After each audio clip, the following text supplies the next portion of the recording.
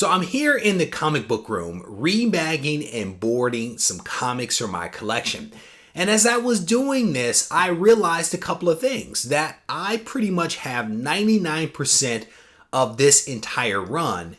And I realized that I have in this run a little known Venom solo story. At least little known to me and possibly little known to you. If you want to see that book and also this run, stay tuned for the video. Reggie here, your friendly neighborhood bodybuilder and comic book collector, and I want to welcome you to another one of my videos.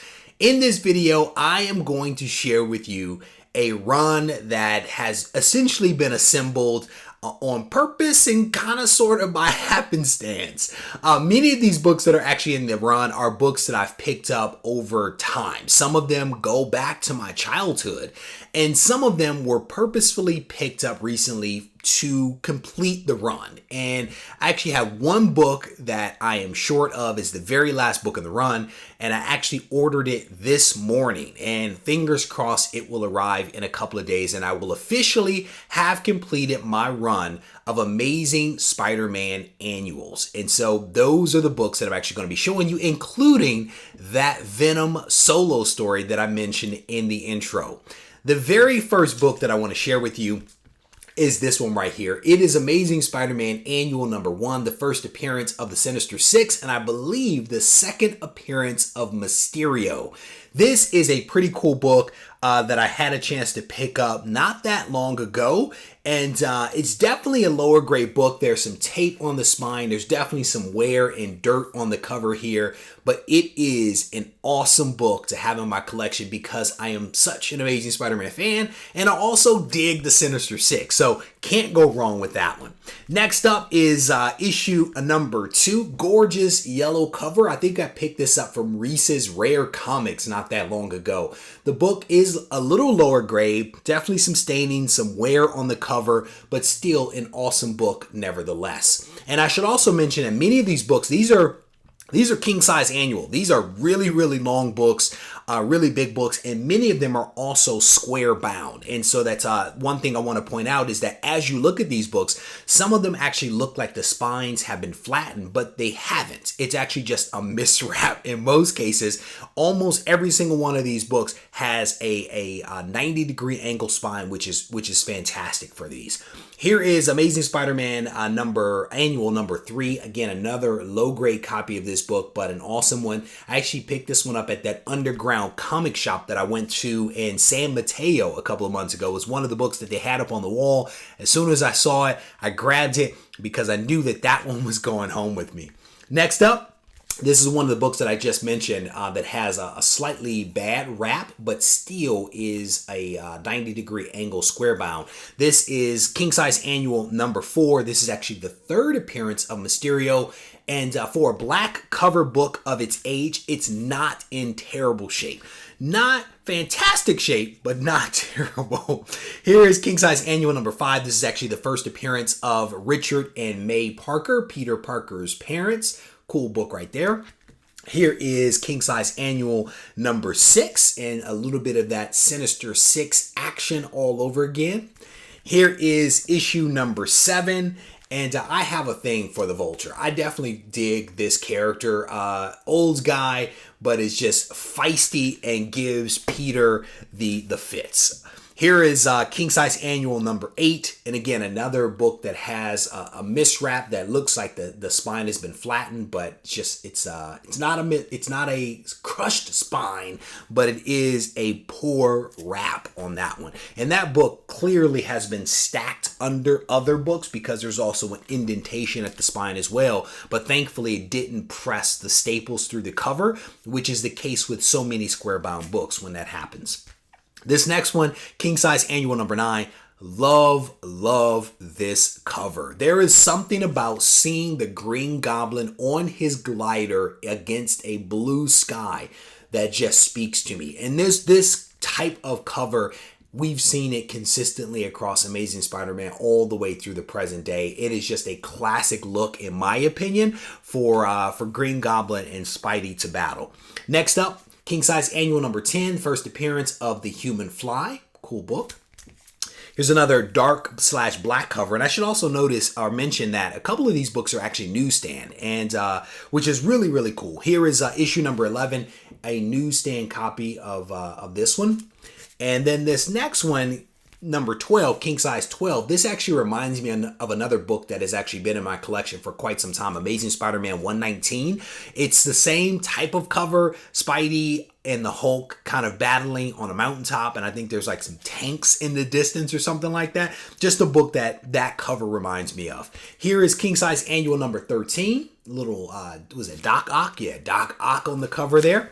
Here is issue number 15, and I actually have 2 copies of this one direct and then one newsstand.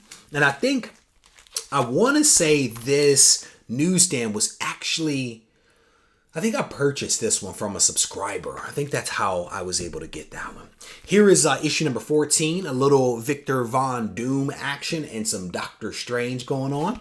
Here is a really cool book. I actually have 2 copies of this, one direct and one newsstand. It is the first appearance of Monica Rambeau, aka Captain Marvel, aka Photon. So definitely a cool book. And one of these, I don't know which one, has actually been in my collection for quite some time, literally since I was a kid. And it was a book that I never really had an interest in, to be honest with you.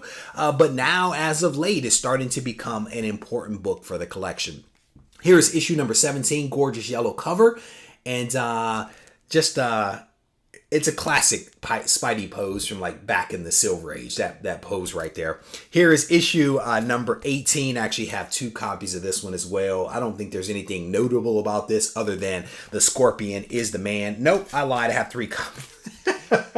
There are some books that just find their way to you consistently, and that is one of the books that I'm constantly, somehow or another, accumulating. This next book, and I actually have 2 copies of this, one direct and one newsstand. This is issue number 17, featuring Mary Jane Watson. This is actually the first appearance of Alistair Smythe, who is the son of Spencer Smythe, who is the Spider Slayer. So there you go. And I think Alistair actually goes on to become a Spider Slayer as well. 2 copies of this newsstand and direct. This is the first cover featuring Iron Man 2020. Cool cover. One of these has actually been in the collection for some time as well. Next up, issue number 21. I think that there are 2 versions of this. I think one with Spidey in his suit and one with Peter on the cover. I actually hope to get that other one at some point in the future. Here is a really cool book that I am literally in the middle of reading right now. It is Amazing Spider-Man number 22, The Evolutionary War. This features my man Speedball. And this is a character that, for whatever reason, just makes me smile anytime I think about him. And this is a character, I should say, that I have known about for a very, very long time, since I was a kid. But I haven't read anything about him in many years. And so it was really cool to start reading this one and remember, I think his name is Robbie, with all of his kinetic energy and just excitable energy, right? That is just misdirected. Here is Amazing Spider-Man number 23. I actually picked this one up from that underground comic shop as well. Here is issue number 24. Nothing significant about this one, but again, a really nice copy, and again, still a square-bound book. There are 3 copies of this next one, and this is actually the one that I mentioned earlier. This is I believe, the first Venom solo story. It is Amazing Spider-Man Annual number 25, and I actually have 3 copies of this particular book. This was actually done by Mr. Eric Larson. Just a really, really nice blue cover. I dig this one. So again, 3 copies of that. All of them are direct.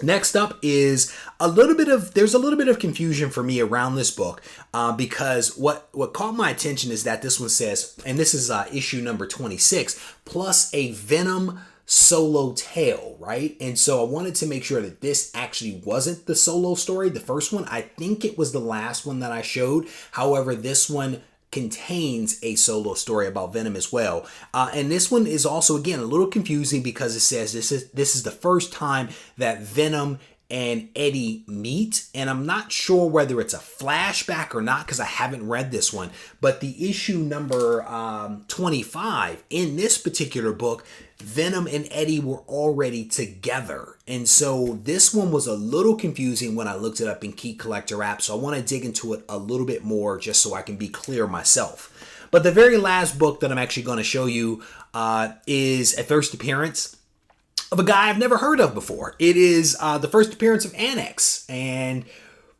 yeah, I don't know who Annex is, but I do know that he weighs about 300 pounds. And I know that because there are these awesome cards that this one came with. One of them is actually a profile card of a supervillain known as Annex. And this one also on the back, it actually outlines all of the annuals that were dropped in 1993. So a cool book and a couple of cool cards on the back side. And I am missing one issue, as I mentioned. It is issue number 28. It has been ordered and I cannot wait for it to arrive because then I will have the full run of Amazing Spider-Man Annual. So with that, I'm going to wrap this video up. I want to thank you for taking the time to watch. I hope that you enjoyed it. And if you did, I want to encourage you to smash that subscribe button, smash the thumbs up button, and leave a comment behind. If you need to reach out to me, feel free to do so at RegieCollects on Instagram or RegieCollects@gmail.com. Take care.